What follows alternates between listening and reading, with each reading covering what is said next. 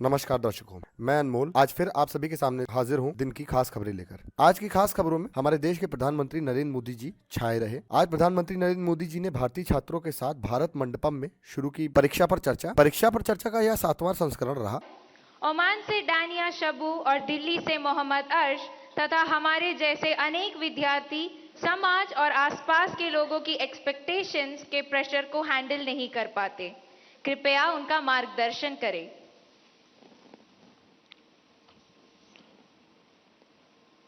शायद मुझे बताया गया कि ये परीक्षा पे चर्चा का 7वां एपिसोड है और जितना मुझे याद है मैंने देखा है कि ये प्रश्न हर बार आया है और अलग अलग तरीके से आया है। इसका मतलब ये है कि 7 साल में 7 अलग अलग बैचेज इस परिस्थितियों से गुजरी है और हर नई बैच को भी इन्हीं समस्याओं का सामना करना पड़ रहा है।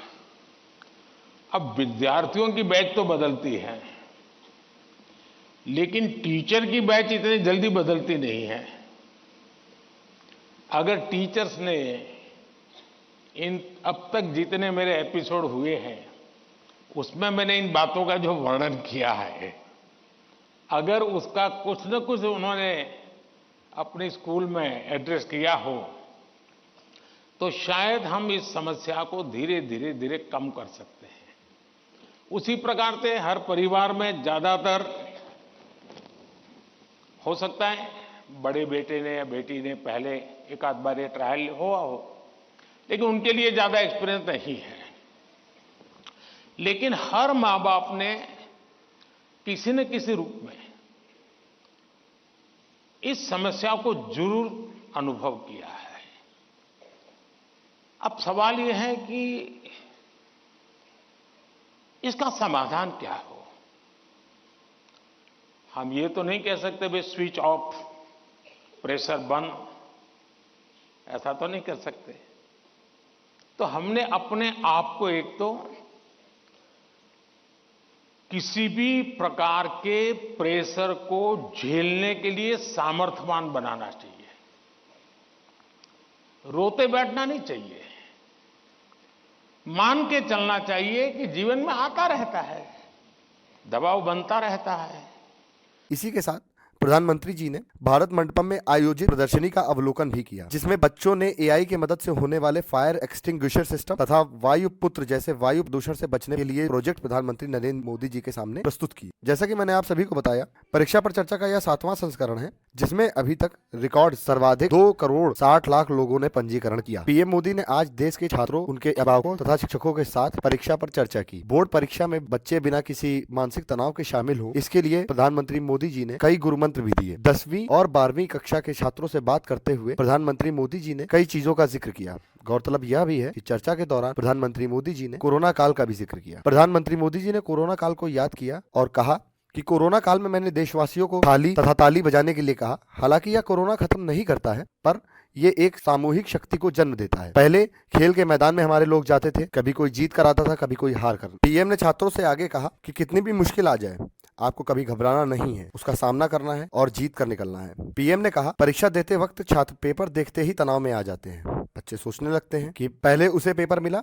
मुझे कम समय मिलेगा या इसमें ज्यादा समय लग रहा है, पहले कोई और प्रश्न करना चाहिए। पीएम ने कहा कि सबसे पहले बच्चों को पूरा पेपर पढ़ना चाहिए, फिर मन से तय कीजिए किस प्रश्न को पहले करना है और किस प्रश्न को बाद में करना है। पीएम ने टीचर्स को भी सुझाव दिए। छात्रों के अलावा पीएम मोदी ने टीचर्स को भी कुछ टिप्स दिए। पीएम मोदी ने कहा कि टीचर्स और उनके छात्र में एक बॉन्डिंग होना जरूरी है और उससे दोस्ती का नाता होना जरूरी है। पीएम ने कहा कि टीचर का काम जॉब बदलना नहीं, छात्रों को जिंदगी बदलना और उन्हें संवारना कैसे आना चाहिए, ये सिखाना चाहिए। चलिए अब रुक करते हैं दूसरे खबर की तरफ। दूसरी खबर आ रही है उत्तर प्रदेश से। उत्तर प्रदेश में रहने वाले लोगों के लिए चांदी ही चांदी हो गई है। सरकार ने लोगों की छोटी से बड़ी जरूरत को ध्यान में रखते हुए एक ऐप लॉन्च किया है, जिसका नाम है सेवा मित्र ऐप। इस ऐप के अंदर आपको प्लम्बर से लेकर टेक्नीशियन तक और बाइक मैकेनिक से लेकर कारपेंटर तक सभी सुविधाएं सिर्फ एक फोन कॉल पर उपलब्ध मिलेंगी। दरअसल सेवा मित्र ऐप को लेकर सोशल मीडिया पर बतेरे वीडियो वायरल हो रखे हैं। इस ऐप में इसकी खूबी के बारे में बताया जा रहा है। मसलन एक कॉल पर सर्विस मिल जाएगी, फिजूल में एक्स्ट्रा पैसा नहीं देना पड़ेगा, वगैरह वगैरह। एकदम सही बात है, ऐप वाकई में ऐसा ही है, मगर उत्तर प्रदेश में रहने वालों के लिए या फिर उत्तर प्रदेश की सीमा में होने पर ही आप इसका लाभ उठा सकते हैं। सेवा मित्र ऐप विजुअल आसान भाषा में समझाते हैं। ऐप डेवलप किया है उत्तर प्रदेश सरकार ने, बोले तो स्टेट गवर्नमेंट ने। जाहिर सी बात है, ऐप उत्तर प्रदेश के शहरों व कस्बों को कवर करता है। ऐसा है, आगरा से लेकर वाराणसी तक सारे शहर और कस्बे इसके नज़र में आते हैं। ऐप अगर केंद्र सरकार ने बनाया होता तो फिर बात अलग होती। इसलिए सोशल मीडिया पर दिख रहे पोस्ट या कोई भी वायरल वीडियो के भरोसे ना रहें। जो आप उत्तर प्रदेश में रहते हैं तो ऐप आपके लिए बिल्कुल कामगार है। अगर आप नहीं रहते हैं तो ये आप इस ऐप को यूज़ नहीं कर सकते। ऐप में आपको कई ऐसी सर्विसेज मिल जाएंगी। ज़्यादातर सर्विसेज का बेस प्राइस 199 रुपये है। मसलन कार और बाइक का रिपेयर या कारपेंटर या डॉक्टर का भी जुगाड़ है, जिसके लिए 400 रुपये भुगतान करना होगा। ऐप से जुड़ी कोई भी दिक्कत के लिए हेल्पलाइन नंबर भी है 15530। आप इस पर कॉल करके ऐप से जुड़ी कोई भी जानकारी ले सकते हैं। अब चलते हैं इस वीडियो की आखिरी खबर की तरफ। आखिरी खबर जो है वो बिहार से आ रही है। बिहार की राजनीति में लगातार हो रही उठापटक के साथ एक बार फिर नीतीश कुमार रविवार को मुख्यमंत्री बन गए, वो भी 9वीं बार। वहीं उन्होंने लालू प्रसाद यादव तथा उनकी पार्टी आरजेडी को छोड़कर एक बार फिर भाजपा वाले गठबंधन यानी एनडीए गठबंधन से फिर से हाथ मिलाकर मुख्यमंत्री पद की शपथ ली। कल यानी 28 जनवरी को शाम 5 बजे उन्होंने राजभवन में शपथ ली। इसी शपथ के साथ बिहार की राजनीति में कई बड़े फेरबदल हो रहे हैं तथा एनडीए गठबंधन के नेता फिर से एक बार मंत्रिपरिषद में शामिल होने लगेंगे। नीतीश कुमार के एनडीए गठबंधन के साथ शपथ लेने के साथ ही बीजेपी के दो नेता सम्राट चौधरी तथा मनोज कुमार सिंह को डिप्टी सीएम बनाया गया। वहीं विधानसभा स्पीकर को लेकर एक बार फिर कवायद शुरू हो गई है। कोई वर्तमान विधानसभा स्पीकर अवध बिहारी चौधरी जो कि लाल के करीब माने जाते हैं, वहीं इस पद पर आसीन हैं। लेकिन एनडीए गठबंधन की सरकार आने के साथ ही एनडीए गठबंधन के कई नेता अवध बिहारी चौधरी को अगर वह स्वयं इस्तीफा नहीं देते तो अविश्वास प्रस्ताव लाकर उन्हें पद से हटाने की कवायद शुरू कर दी गई है तथा इसमें कई नेताओं ने हस्ताक्षर करके अपने ज्ञापन को विधानसभा सचिव को सौंप दिया है।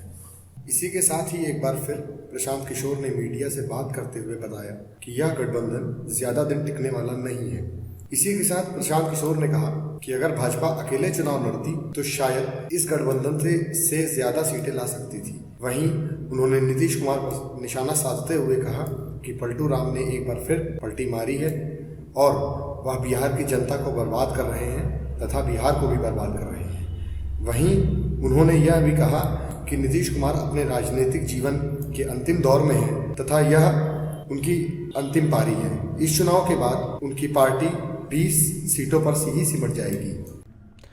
यह थी हमारी आज की खास कवरेज। आपको वीडियो कैसा लगा कृपया कमेंट में जरूर बताएं और अगर अच्छा लगा हो तो लाइक करें और हमारे साथ बने रहने के लिए सब्सक्राइब करें।